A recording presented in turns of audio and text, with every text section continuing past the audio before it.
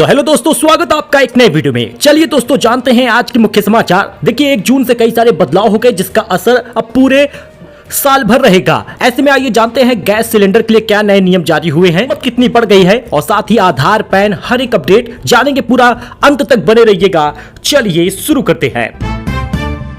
दोस्तों commercial LPG cylinder 53 रुपए 50 पैसे महंगा हो गया और 5 किलो वाला फ्री ट्रेड वाला एलपीजी सिलेंडर भी 11 रुपए दाम बढ़े हैं। जून में 4 बड़े बदलाव हो गए जिसका असर अब सब पर पड़ेगा। कॉमर्शियल सिलेंडर 1 जून से 53 रुपए 50 पैसे महंगा हो गया। दिल्ली में अब ये 3113 रुपए का मिलेगा। 5 किलो वाला एलपीजी सिलेंडर कीमत भी 11 रुपए इजाफा हो गया।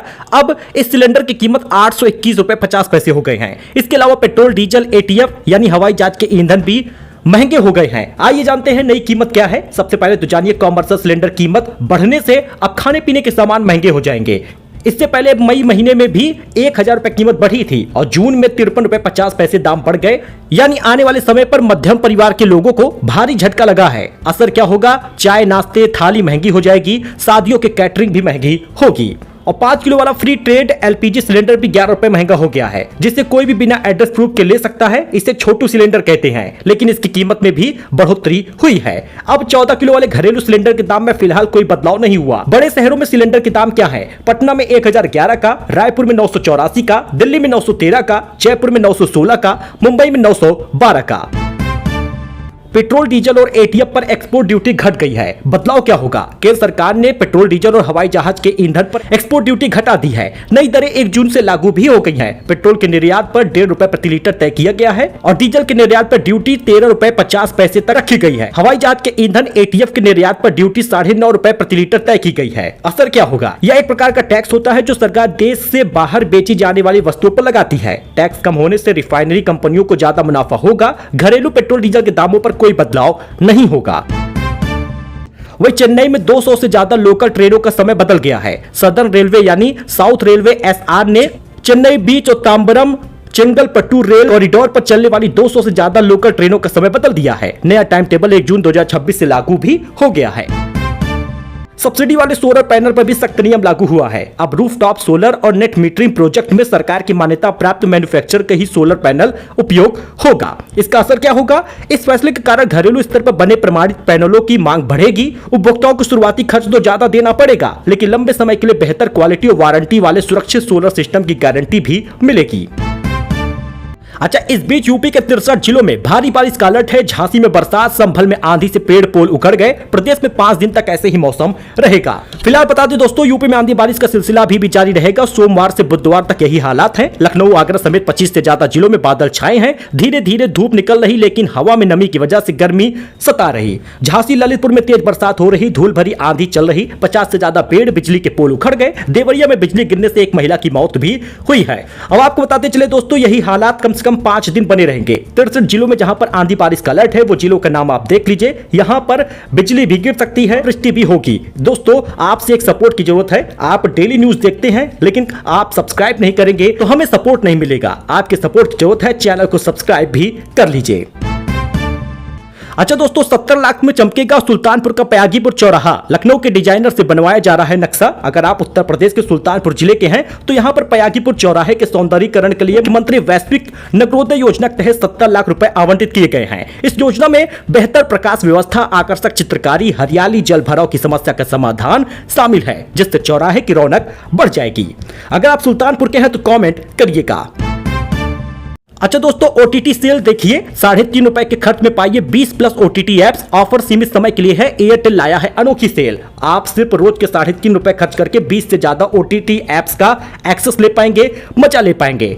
फिल्मों और वेब सीरीज का खजाना आपको पूरे महीने सिर्फ 99 रुपए में उपलब्ध हो जाएगा। पहले इस प्लान की कीमत 149 रुपए थी। ऐसे में एयरटेल की खास सेल से आप रोज के 3.5 रुपए में सोनी लिव, सन नेक्स्ट, आहा और लिंगोस्टेड प्ले जैसे बड़े प्लेटफॉर्म पर फिल्म और वेब सीरीज का लुत्फ उठा पाएंगे। वृद्धावस्था पेंशन को लेकर बड़ा अपडेट। उम्र के प्रमाण के लिए आधार की बाध्यता हो गई है खत्म, इन दस्तावेजों से होगा काम। मेरठ के बुजुर्गों के लिए राहत भरी खबर है। यूपी के 75 जिलों में नियम लागू हुआ है। वृद्धावस्था पेंशन में एज वेरिफिकेशन के लिए अब आपके आधार कार्ड को नहीं माना जाएगा, लेकिन आपसे जन्म प्रमाण पत्र भी नहीं मांगा जा रहा। दोस्तों अब आप ये 5 डॉक्यूमेंट देकर एज वेरिफिकेशन कंफर्म कर पाएंगे। Driving licence, voter ID, passport, PAN card या शैक्षिक प्रमाण पत्र। जी हां दोस्तों, ये आवेदन कर पाएंगे। इससे शहरी और ग्रामीण दोनों क्षेत्रों के बुजुर्गों के सरकारी पेंशन का लाभ मिलेगा। आपको बताएं 4500 रुपए हुआ है, 1500 रुपए पेंशन अप्रैल से जुड़ना शुरू हुई है और जुलाई के पहले सप्ताह तक आपको 4500 रुपए मिलेगा। भारतीय शहर रात को 60 गुना ज्यादा चमकीले हो रहे हैं। 50% लोग आर्टिफिशियल रोशनी से होने वाले प्रदूषण का सामना कर रहे हैं। दुनिया का 80% हिस्सा प्रभावित है।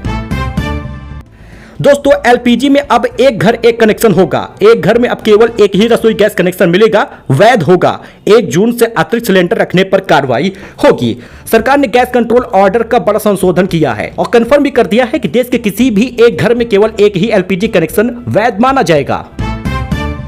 वही मौसम का अपडेट आप जान लीजिए। रेन टुडे, सावधान हो जाइए। यूपी समेत 6 राज्यों में भारी बारिश की चेतावनी है। आंधी और ओलावृष्टि का अलर्ट है। आईएमडी ने लोगों को खराब मौसम के दौरान सतर्क रहने, गरज चमक के साथ घरों में रहने की हिदायत दी है, क्योंकि इससे काफी ज्यादा जनहानि होगी। दोस्तों बताएं पशुओं की सुरक्षा, फसलों की सुरक्षा के लिए पहले से आप तैयार रहें। चैंपियन बन गई है आरसीबी। बेंगलुरु को मिला 20 करोड़ रुपए, गुजरात को 12.5 करोड़ मिले हैं। जी हां दोस्तों, आईपीएल की विजेता है बेंगलुरु टीम। आरसीबी के खिलाड़ी विराट कोहली ने क्या कमाल की पारी खेली और गुजरात को हरा दिया है। दोस्तों आपको बता दें 20 करोड़ रुपए मिलेंगे चैंपियन बेंगलुरु को। वैभव सूर्यवंशी को 5 अवार्ड मिले हैं, 45 लाख रुपए और कार भी मिली है। कॉलोनी का भी होगा आधार कार्ड, स्कैन करके पता चल जाएगा कि वैध है या अवैध है। एक कानून के तहत डेवलप होगी कॉलोनियां, नया ड्राफ्ट तैयार हो गया है। मध्य प्रदेश में शहरी और ग्रामीण क्षेत्रों में कॉलोनी विकसित करने के लिए अब एक समान कानून लागू किया जाएगा। अभी अलग अलग व्यवस्थाओं की वजह से कई कॉलोनियां ग्रामीण सीमा में अवैध कॉलोनियां काट देते हैं। फिजिकल हेल्थ के बारे में जान लीजिए। इबोला वायरस बन गया है ग्लोबल हेल्थ इमरजेंसी। भारत में भी अलर्ट है, क्या आपको भी खतरा है? डॉक्टर से जानिए हर सवाल का जवाब। वर्ल्ड हेल्थ ऑर्गेनाइजेशन WHO ने इबोला वायरस को लेकर ग्लोबल हेल्थ इमरजेंसी घोषित की है। इसके बाद भारत सरकार ने भी सतर्कता बढ़ा दी है।